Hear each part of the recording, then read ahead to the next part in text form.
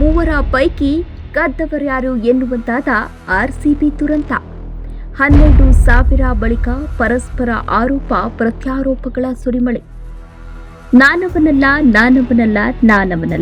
ನೀವೆಲ್ಲ ಉಪೇಂದ್ರ ಅಭಿನಯಿತ ಬುದ್ಧಿವಂತ ಸಿನಿಮಾವನ್ನ ನೋಡೇ ಇರ್ತೀರ.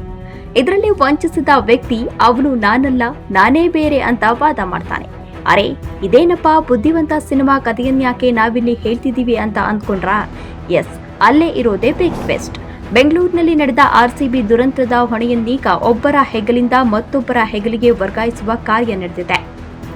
ಜೂನ್ 4ರ ಆರ್ಸಿಬಿ ವಿಜಯೋತ್ಸವ ವೇಳೆ 12 ಮಂದಿ ಸಾವಿನ ವಿಚಾರದಲ್ಲಿ ರಾಜ್ಯ ಕ್ರಿಕೆಟ್ ಸಂಸ್ಥೆ ಮತ್ತು ಕಾರ್ಯಕ್ರಮದ ಆಯೋಜಕ ಡಿಎನ್ಎ ಸಂಸ್ಥೆಯೇ ನೇರ ಹೊಣೆ ಅಂತ ಸರ್ಕಾರ ಆರೋಪಿಸಿದೆ. ಈ ಹಿನ್ನೆಲೆಯಲ್ಲೇ ಹೈಕೋರ್ಟ್ಗೆ ರಿಟ್ ಅರ್ಜಿ ಸಲ್ಲಿಸಿರುವ ಡಿಎನ್ಎ ಇದೀಗ ನೇರ ಸರ್ಕಾರದ ವಿರುದ್ಧವೇ ಆರೋಪಗಳ ಸುರಿಮಳೆಗೈದಿದೆ. 2 ಕಡೆ ಕಾರ್ಯಕ್ರಮ ಆಯೋಜಿಸಿ ಅವಾಂತರ.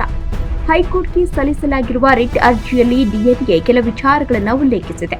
ಅದರಲ್ಲೂ ನೇರ ಸರ್ಕಾರದ ವಿರುದ್ಧವೇ ಮುಗಿಬಿದ್ದಿರೋ ಸಂಸ್ಥೆ ವಿಧಾನಸೌಧ ಮತ್ತು ಸ್ಟೇಡಿಯಂನಲ್ಲಿ ಕಾರ್ಯಕ್ರಮ ಆಯೋಜಿಸಿದ್ದೇ ಅವಾಂತರಕ್ಕೆ ಕಾರಣ ಎಂದಿದೆ. ಹಾಗಂತ 2 ಕಡೆ ಕಾರ್ಯಕ್ರಮವನ್ನ ಯೋಜಿಸಿದ್ದೇ ರಾಜ್ಯ ಸರ್ಕಾರ ಮತ್ತು ಕೆಎಸ್ಸಿಎ ಅಂತಿದೆ. ವಿಜಯೋತ್ಸವದಲ್ಲಿ ಭಾಗಿಯಾಗುವಂತೆ ಕರೆ ಕೊಟ್ಟಿದ್ದೇ ಸರ್ಕಾರ.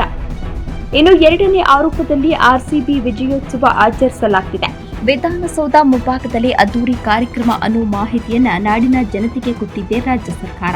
ಸರ್ಕಾರದ ಮಾಹಿತಿಯಿಂದಲೇ ಅಪಾರ ಜನಸಾಗರ ಹರಿದು ಬಂದಿದ್ದು ಅಂತಲೂ ಅರ್ಜಿಯಲ್ಲಿ ಪ್ರಸ್ತಾಪಿಸಲಾಗಿದೆ. ವಿಧಾನಸೌಧಕ್ಕೆ ಭದ್ರತೆ, ಸ್ಟೇಡಿಯಂನಲ್ಲಿ ನಿರ್ಲಕ್ಷ್ಯ. ಇನ್ನು ಮೊದಲಿಗೆ ವಿಧಾನಸೌಧದಲ್ಲಿ ಕಾರ್ಯಕ್ರಮವನ್ನು ಆಯೋಜಿಸಲಾಗಿತ್ತು. ಅಲ್ಲಿ ಪೊಲೀಸ್ ಇಲಾಖೆ ಅಗತ್ಯ ಸಿಬ್ಬಂದಿ ನಿಯೋಜಿಸಿತ್ತು. ಹೀಗಾಗಿ ಅಲ್ಲಿ ಅಂತ ದೊಡ್ಡ ಅವಘಡಗಳು ಘಟಿಸಲಿಲ್ಲ. ಆದರೆ ಚಿನ್ನಸ್ವಾಮಿ ಮೈದಾನದಲ್ಲಿ ಅಗತ್ಯಕ್ಕೆ ಅನುಸಾರವಾಗಿ ಪೊಲೀಸರನ್ನ ನಿಯೋಜಿಸದೆ ನಿರ್ಲಕ್ಷ್ಯ ವಹಿಸಲಾಗಿದೆ. ಇದಕ್ಕೆ ಸಾಕ್ಷಿ ಎನ್ನುವಂತೆ ಡಿಎನ್ಎ ಪೊಲೀಸರಿಗಾಗಿ 2,450 ಊಟದ ಪೊಟ್ಟಣಗಳನ್ನು ಸಿದ್ಧಗೊಳಿಸಿತ್ತು. ಆದ್ರವತ್ತು ಇಲಾಖೆ ಸ್ವೀಕರಿಸಿದ್ದು ಮಾತ್ರ ಕೇವಲ 600 ಪೊಟ್ಟಣಗಳನ್ನ ಅಂತ ದೂರಿದೆ. ಇದರ ಮೂಲಕವೇ ಮೈದಾನದ ಬಳಿ ಸುರಕ್ಷತೆಗೆ ಅಸಡ್ಡೆ ತೋರಲಾಗಿತ್ತು ಅಂತಲೂ ಪ್ರಸ್ತಾಪಿಸಲಾಗಿದೆ. 1 ಗೇಟ್ ಪೊಲೀಸರಿಂದ ಲಾಠಿ ಚಾರ್ಜ್.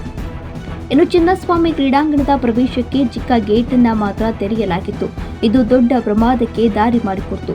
ಏಕಾಏಕಿ ಜನ ನುಗ್ಗುತ್ತಿದ್ದಂತೆ ನಿಯಂತ್ರಿಸಲಾಗದ ಪೊಲೀಸರು ಲಾಠಿ ಚಾರ್ಜ್ ಅನ್ನು ನಡೆಸಿದ್ದಾರೆ.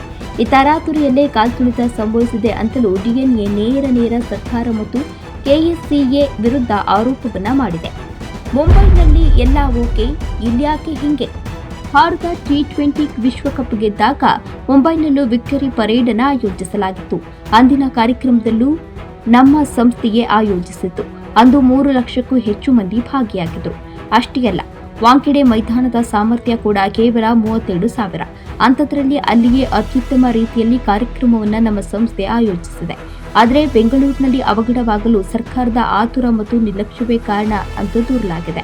ಒಟ್ನಲ್ಲಿ ಇದ್ದ 3 ಪೈಕಿ ನಿಜಕ್ಕೂ ಕದ್ದವರ್ಯಾರು ಎನ್ನುವಂತಾಗಿದೆ ಈ ಕಿತ್ತಾಟ. Special desk, Karnataka news beat, Bengaluru.